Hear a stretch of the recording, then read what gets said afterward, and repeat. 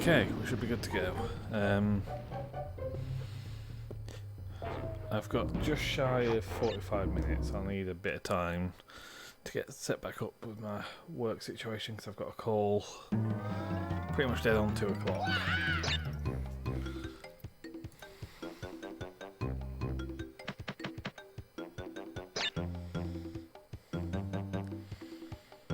At some point I need to spend some time properly getting the hang of OBS. I didn't realise when I was editing that text earlier that the scroll would be visible while I was tweaking it.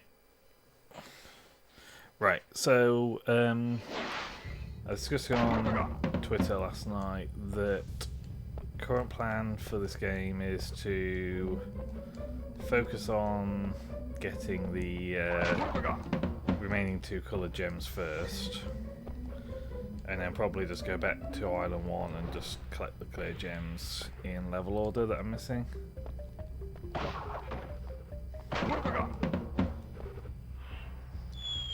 That's better.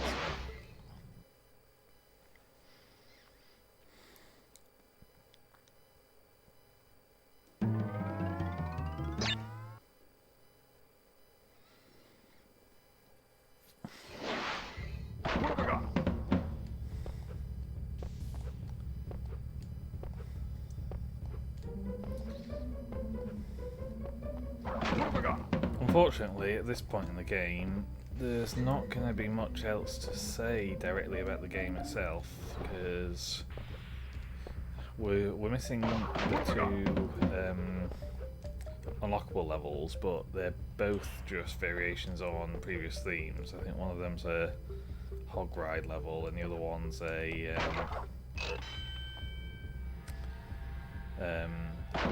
another one of these dark levels. So they don't really throw anything new at you mechanically.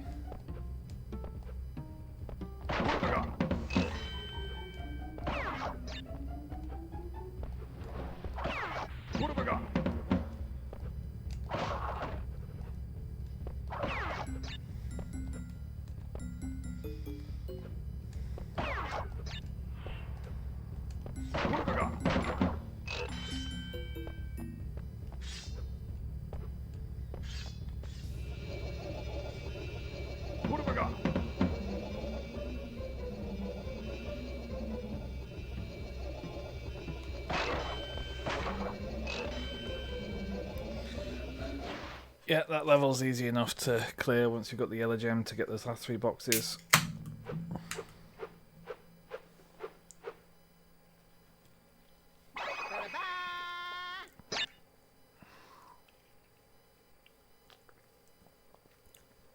I noticed that the order that the gems appear in is not based on when you collected them, it's based on clearly where they came from.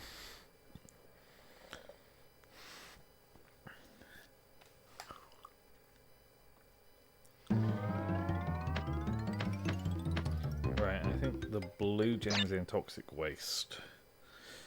So once we've got this, we're all done.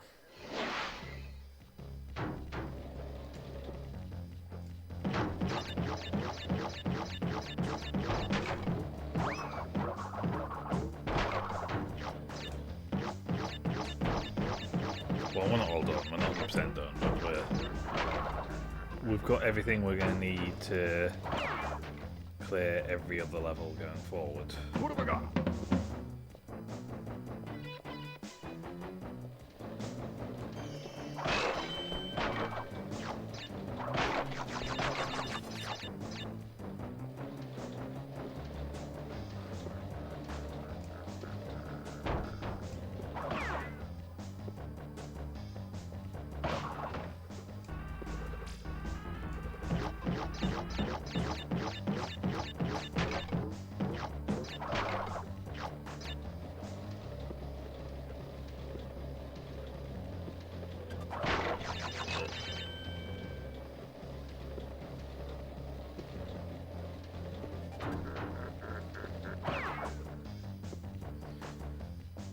Quite frankly, if I can hold onto those masks for the bouncy crate sections, I've probably just got a free run at it.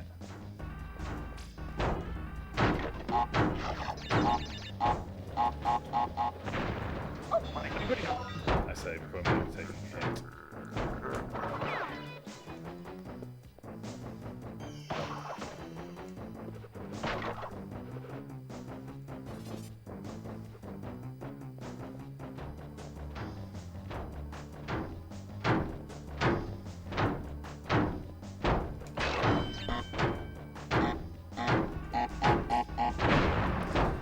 This checkpoint ends up being a really weird spot, just because that's where you get the last token for the taunt bonus. So, never mind. Though I was thinking I'll just tank my way through the rest of the level with the Mercy and Vulnerability, and clearly didn't last as long as I thought.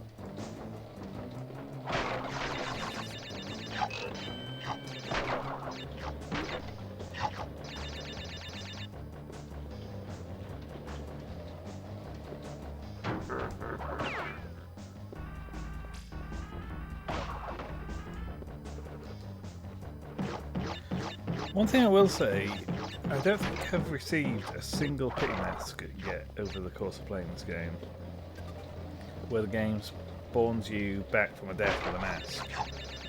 Probably because just clearing the levels is not too bad in this game once you're kind of used to it, whereas actually getting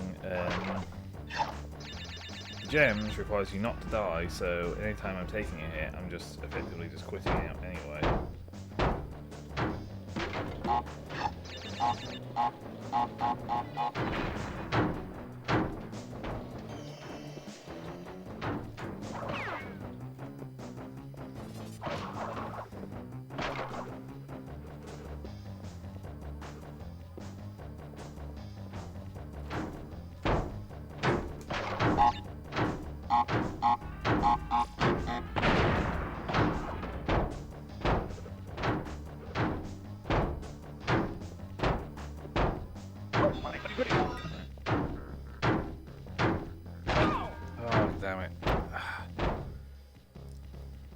I'm struggling to get a read on the timing for those.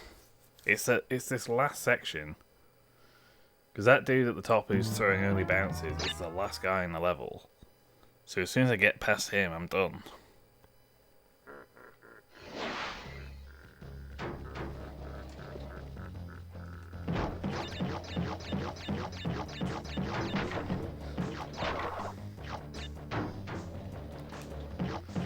One thing that I'm amazed they didn't put in Crash 4 was just, especially with how focused on clears without deaths that game is not to have an option when you enter a level to say, actually I'm going for completion without death, can you please just turn off checkpoints? Although Crash 4 doesn't even give you the mulligan to say if you take a death before you hit your first checkpoint, it still doesn't count against you.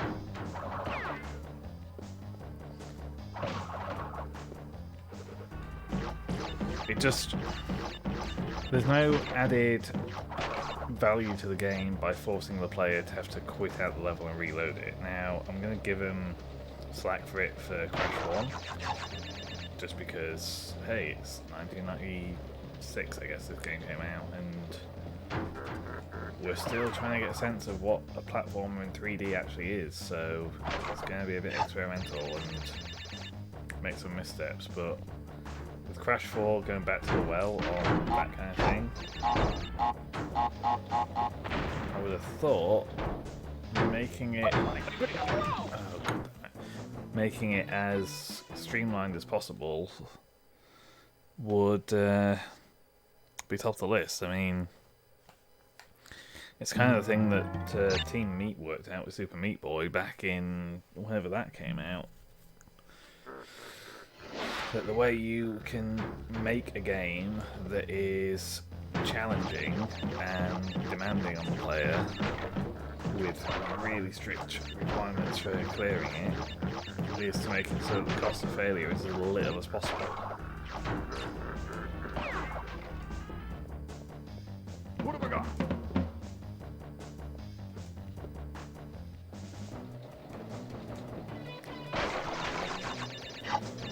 I haven't stopped what I'm doing to exit the level, sit through a loading screen, re-enter the level, sit through a loading screen, is not streamlining the game flow.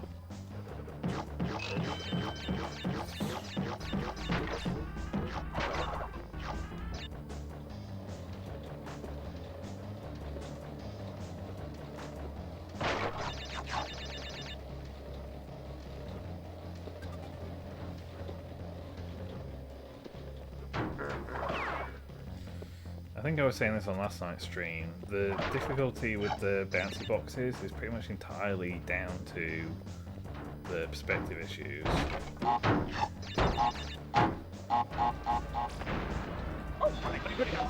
And I took a hit to a non-bouncy box, barrel even, great.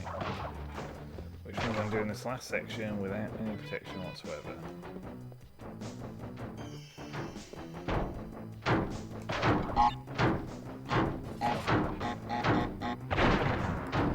It's this ramp that's the problem. Right, it hits at the top, middle and bottom. So standing about here should be safe. Yeah, and likewise about here.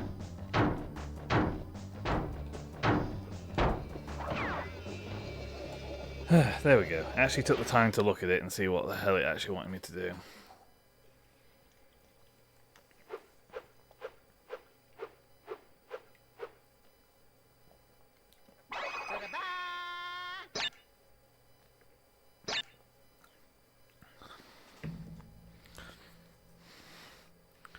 Every time I reload the save, I forget whether I'm actually saving over the correct save slot or not. Again, I keep thinking I've probably just wiped my Spyro save.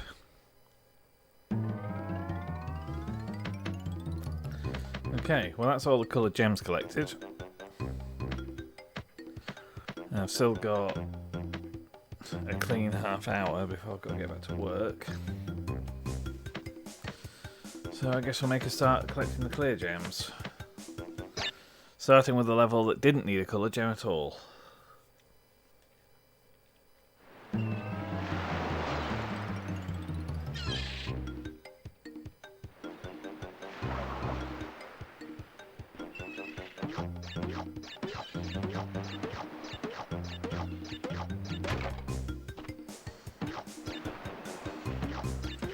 Making these bouncy crates give you 2 fruits at a time on Crash 3 was one of the best changes they made. And the fact that they just retroactively made that apply to all the games in Insane Trilogy, also a good idea.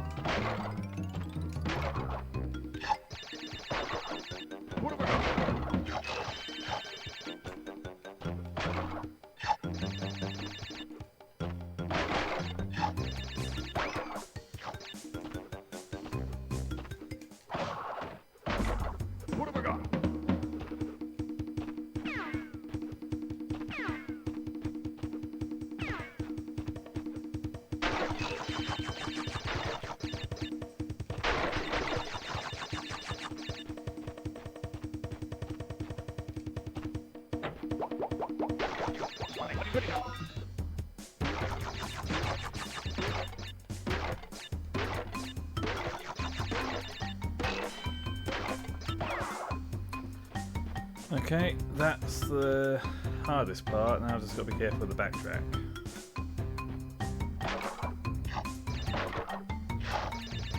Of course, the alternative way of doing the backtrack is you only break half those boxes, and then break the other half on the return trip. Oh, very paranoid. Okay, there we go. It was actually just those two at the beginning that I could have got away with. Helps that there's no pits along this route as well.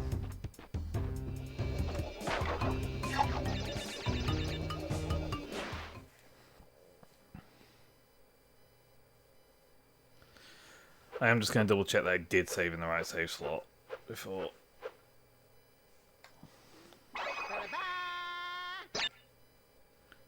Pick a new block or memory card. Yeah, I did. Okay.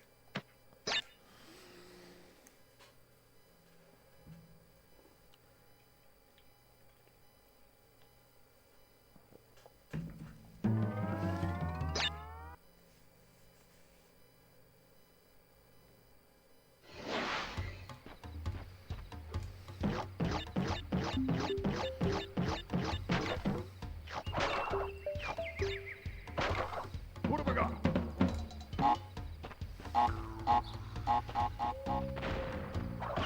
I don't know why I pulled up the stats bar and just then.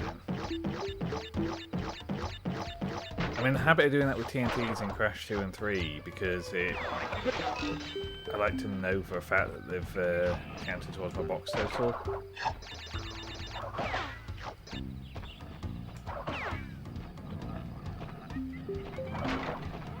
What have I got?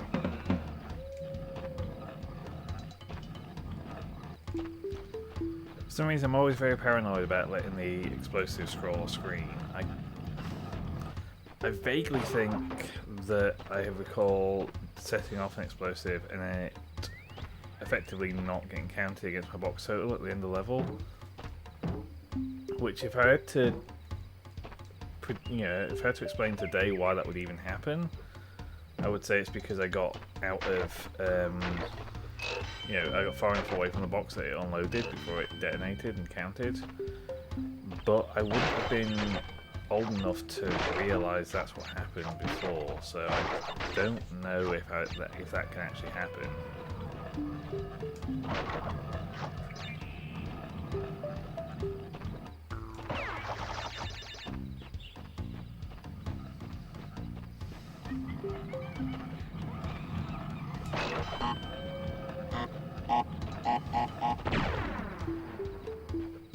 That's another thing we didn't go for. They put in loads of those type of arrangements of blocks where it's like a normal crate stacked within TNT with a metal crate on top. So you had to do that jump and spin animation to break just the normal crate in the middle if you didn't want to take damage. And god, it was so difficult to actually get Crash to only spin one box. But the hitbox extends to always seem to hit two for some reason.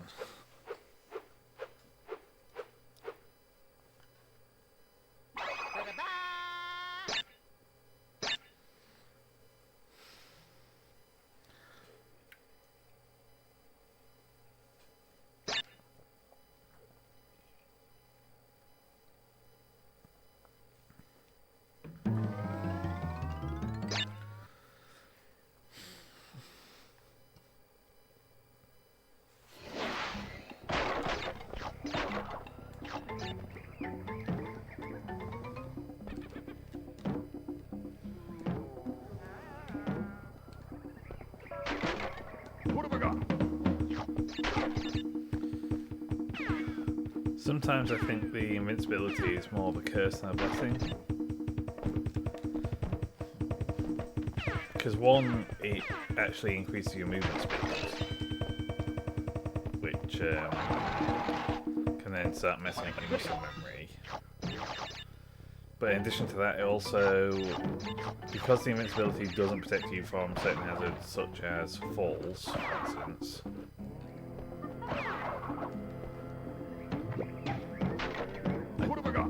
I always feel like it gives me a false sense of confidence to just charge through obstacles that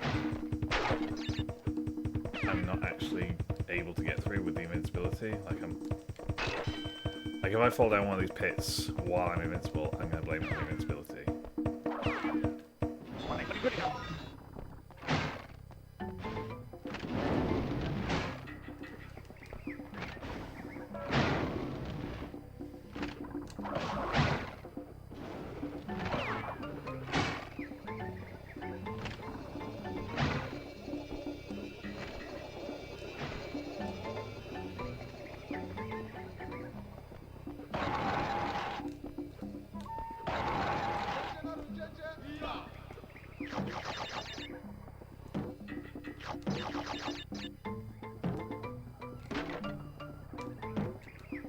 Yeah, the way they use the gem paths in the later Crash games, I personally feels a lot more interesting than this one, where it just kind of hides entire sections of the level.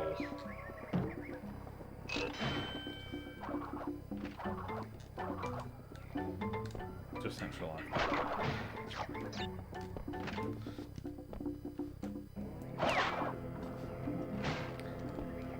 Yeah, so the gem platforms in this game are just used to hide sections of the level, but then the only reason you would choose to go down them is to collect the boxes.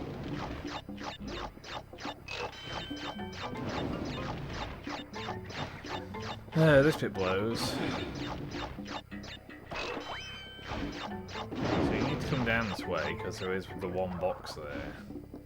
And as you can see, it skips all of this challenging section of the level. The problem becomes we got up here by a bouncy box that we need to have broken.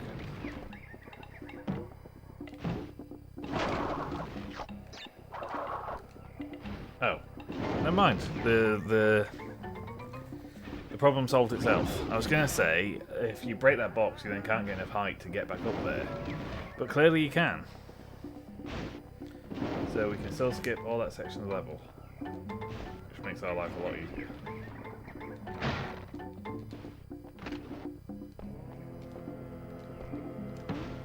But yeah, no, so Crash 2 and 3, they actually use the gem routes to put you on like specific challenge areas of the level that then reward you with a gem themselves, as opposed to just using it to prevent you from getting box gems so you've got the coloured gem.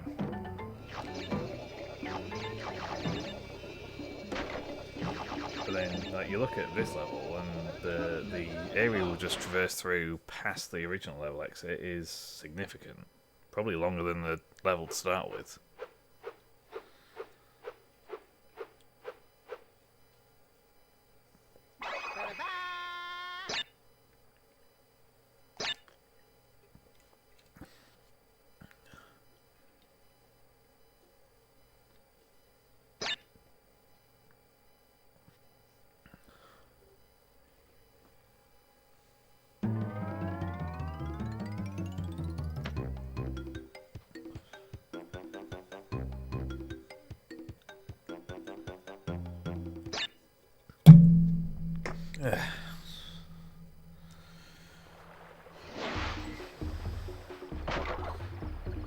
Oh, this is dicey.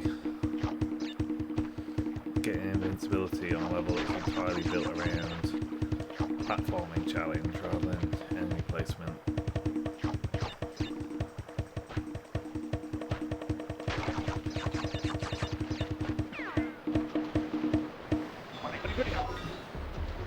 It's okay, we didn't make any major mistakes.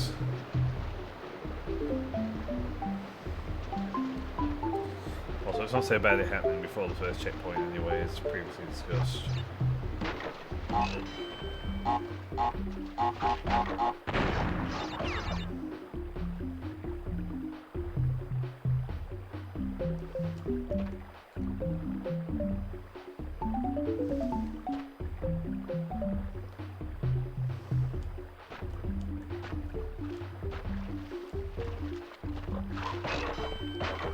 What have I got? Right. One of these gem paths is bollocks and not necessary. I think what is this one?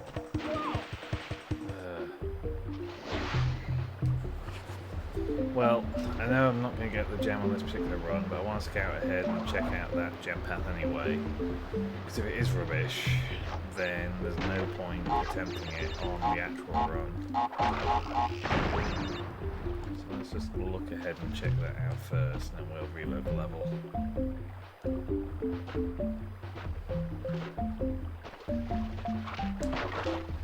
What have I got?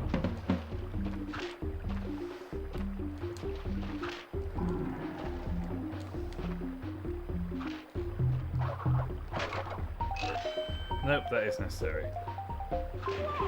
I don't know whether it's in the original version of the game or not, but like Insane Trilogy, there's one of those paths that go under one of those logs that end up taking you to like a little beach section on the left.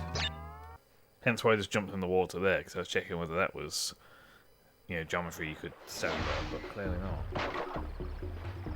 What have I got?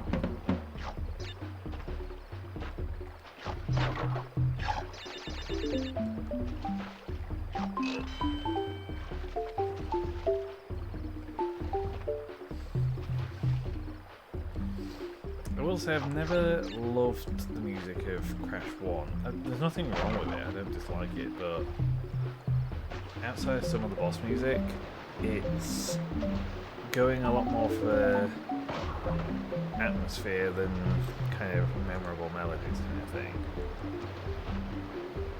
Whereas I think Crash 2 and 3 tend to have a lot more impactful tracks.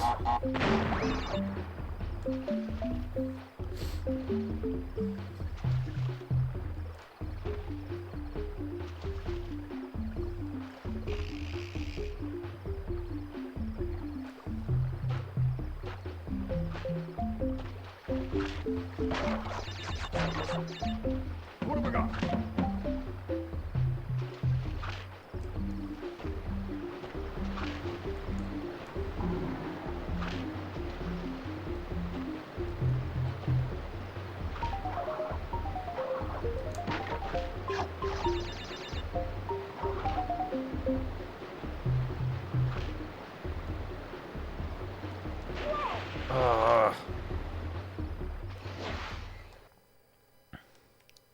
Such an awkward jump. The camera does not cooperate with you.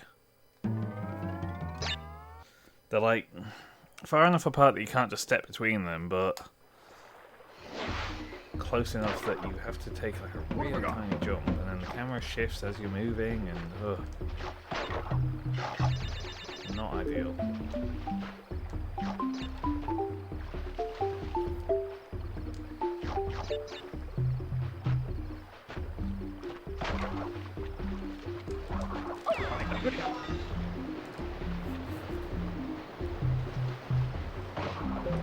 Thankfully, because we got the Torna save point at the lab, we kind of, unless we choose we want to refight Cortex before we get to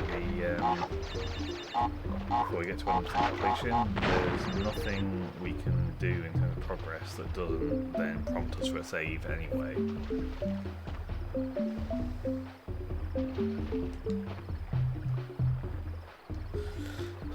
So we're not at risk of losing any progress anymore. What have I got? Which before this point in the game you are, because you're still unlocking levels. Right. That. Shot hops. There we go. Round.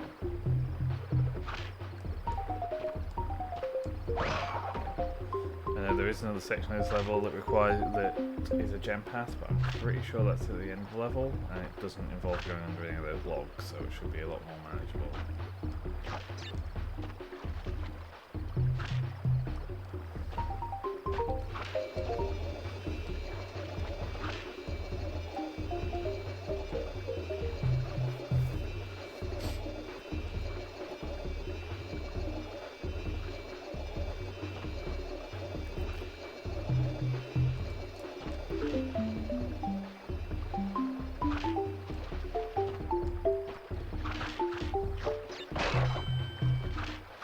At risk of showing my naivety as a developer, well, in terms of like game development, I've always wondered what like the right way to deal with.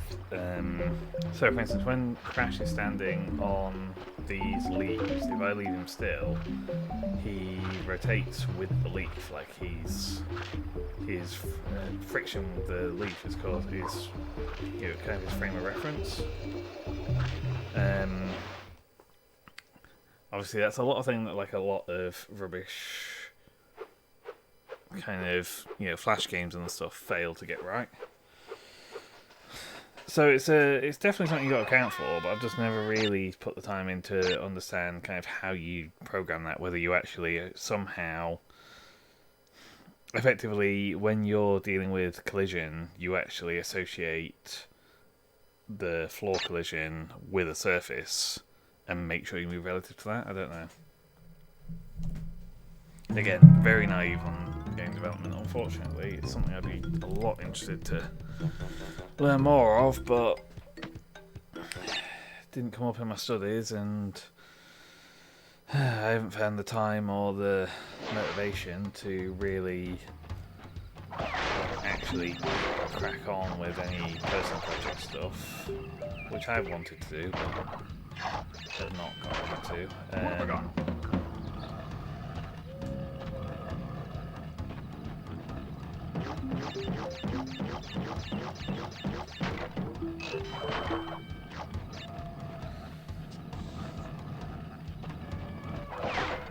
And also, I've got my misgivings with working in the game industry regardless, but even if I decided that was an avenue I wanted to go down, it would have the knock-on effect of,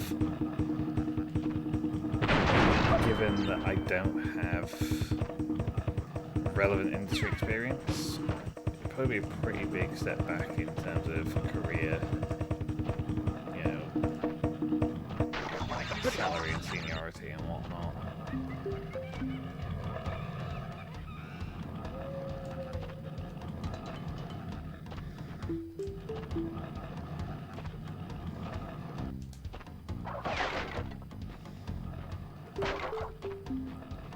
What have I got?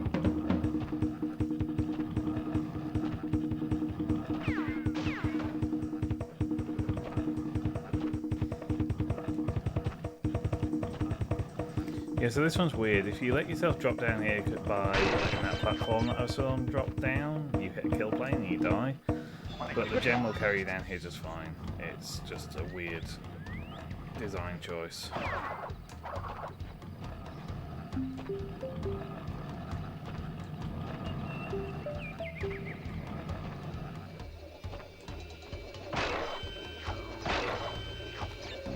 We didn't get the Brio bonus, but again, in PS1 Crash 1, that's not a problem. In Insane Trilogy Crash 1, that'll ruin you run at the level.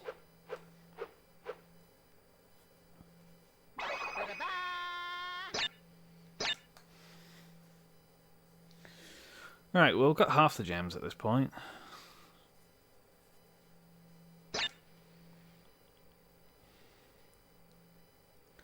And as I say, we've already got some of the hardest ones, so... how long have I got? A little over 10 minutes. We could possibly get the first island finished before I end the stream.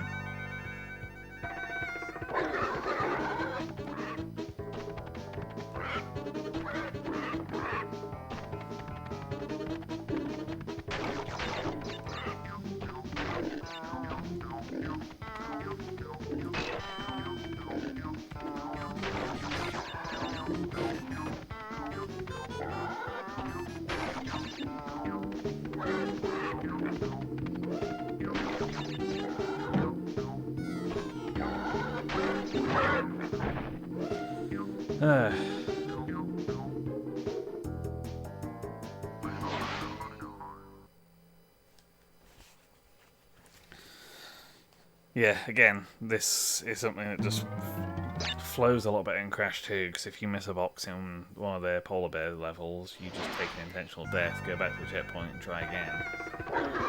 As opposed to Crash 1, which is you do the whole thing in one try.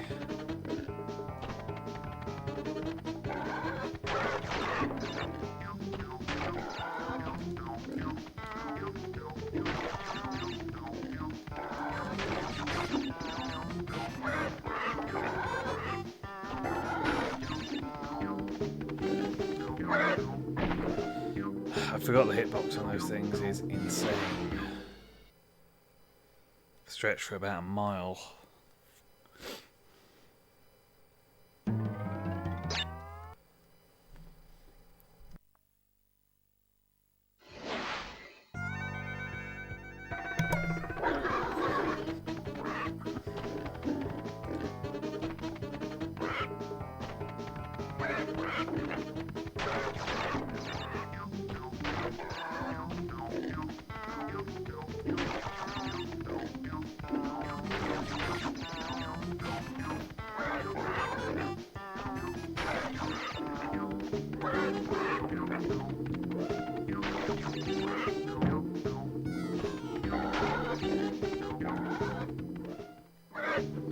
Clearly I'd already collided there, because it did not give me the option to exit the level. Which is what I actually wanted after missing that box, but...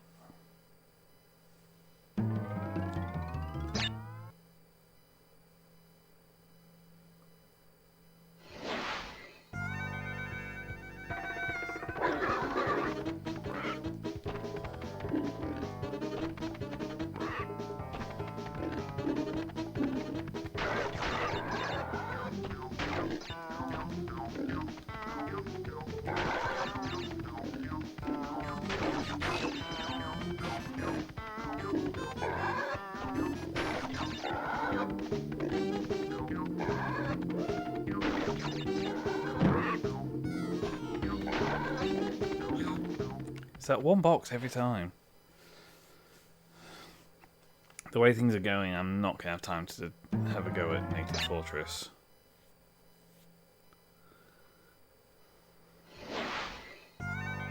Which is fine, I can do that next session. Would have been nice to round off the whole first island before I left for the day. Well, left for now.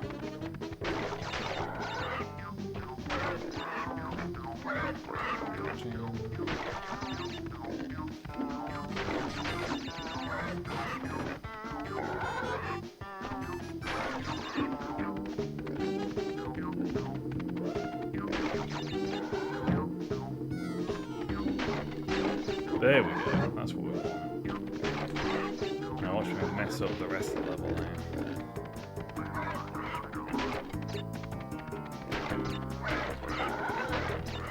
Like so.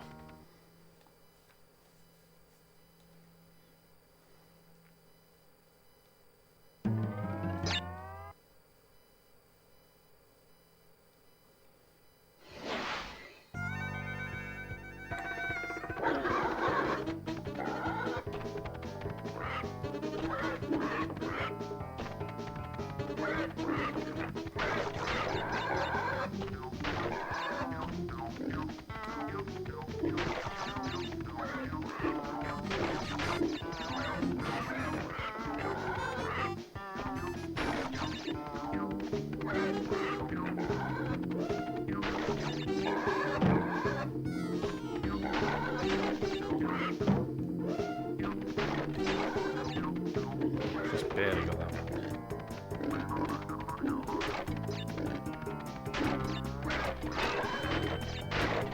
There we go.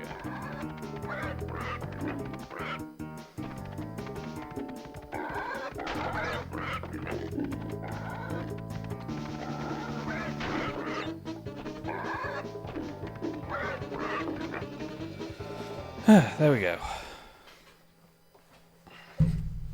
Well, that should have been everything.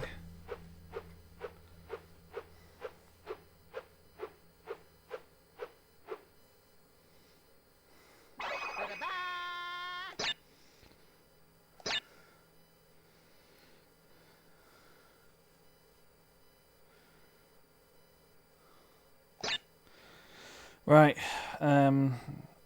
shall have to call it there for now. Any other day, I probably would have just cracked on and attempted Native Fortress because, excuse me, even if it took me a little longer than I hoped, a little bit of overrun off the tail end of my lunch break wouldn't have been too harmful, but I've got a call pretty much dead on 2 today, so cannot really afford to stretch over any far. Well, we've mostly got the first island finished. I forget, I had another clear gem that I'd collected naturally, and I can't remember where it was. Oh wait, no, yeah, it was heavy machinery. Okay.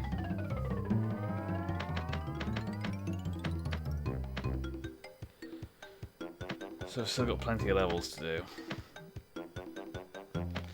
I've not even unlocked either of the keys yet, so...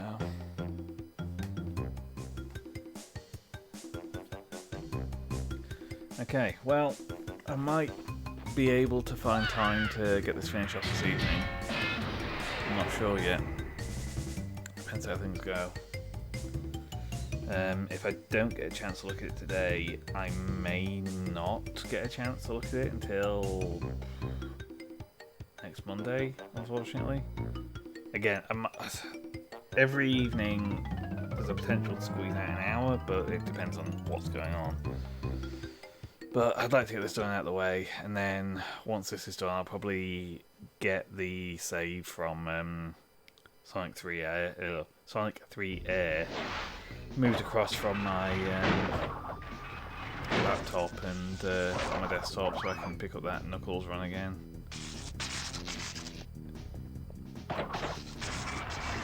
Oh, yeah, just before I actually go, I ended up paying attention to the demo for Jungle Rollers again, that I sat and watched yesterday. And yeah, the demo definitely desynced yesterday. I don't know why, but the playback that happened earlier today was completely different and actually looked like a competent player compared to the day before, where he managed to lose 3 lives in a 10-second stretch. So I do not know what happened there. I don't know if it's like a... Which Sonic game is it? There's one Sonic game, I think, that you can hold down one of the buttons during the demo mode and it just turns off the player inputs. So Sonic just runs headlong into whatever's in front of him. But Dr. Cortex, we have not determined the cause of That's past irrelevant. failure. I'd better get going. Moron! This bandicoot